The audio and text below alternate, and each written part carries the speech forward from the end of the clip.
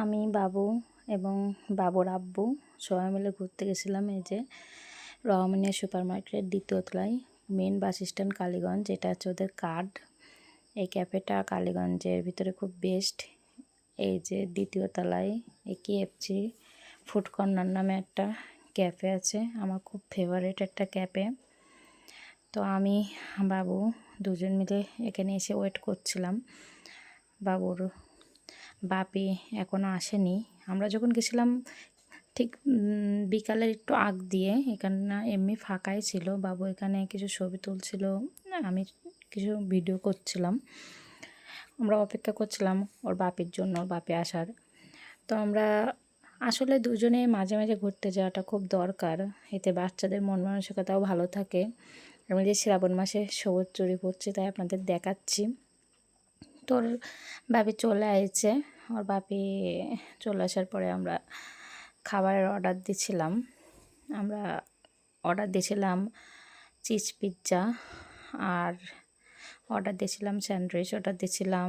বাবু pizza খাইতে খুব ভালোবাসে, তো বাবুর পিৎজাটা একটু পরে আনছে, বার্গার আর স্যান্ডউইচটা দিয়ে গেছে। তো আমরা খাওয়া দাওয়া করলাম সবাই মিলে। খাওয়া দাওয়া করে যে আমার হাজব্যান্ড আমাকে নিয়ে যাচ্ছে। পরে বলছে দাও তোমার হাতটা একটু ধরে ধরে নিয়ে যাই। পরে আমরা দুজন মিলে যাচ্ছি ফুচকা খাইতে। আমরা ফুচকা খাবো, বাবু বলছে ফুচকা খাবে। তো ফুচকার স্টলটা একটু ওই পাশে থাকাতে আমরা হাঁটতে হাঁটতে গেলাম ফুচকায়। যে এটা হচ্ছে ভূষণ হাই স্কুল রোডে। এই মামার ফুচকাটা আমার খুব পছন্দের। আমি কালীগঞ্জে যদি ফুচকা খাই এই মামার এখান থেকেই খাই। তো মামার ফুচকা বানানোটা আমার খুবই পছন্দ হয়। আমরা এই যে অর্ডার দিয়ে বসে আছি, বাবু দুষ্টুমি করছে, আমরা দুজনে বসে গল্প করছি, অ্যাকাউন্টে কিছু সময় পার করছি। আসলে মাঝে মাঝে নিজেদের ভিতরে সময় পার করলে বন্ডিংটা খুব ভালো হয়। তো যে বাবু দুষ্টুমি, ও তো প্রচণ্ড দুষ্ট, আপনারা সবাই জানেন। তো ওর দুষ্টুমিতে করতে করতে এই যে আমার ছাতা ফেলাই দিছে। আসলে তখন হালকা হালকা বৃষ্টি হচ্ছিলো, যার কারণে আমি ছাতা নিয়ে বাইরে গেছিলাম।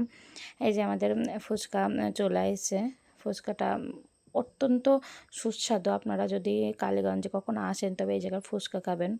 পরে এই যে এখানে একটা ব্রিজ আছে, আমাদের বাসায় যাওয়ার আগ দিয়ে একটা ব্রিজ, এখানে বাবু দাঁড়িয়ে কিছু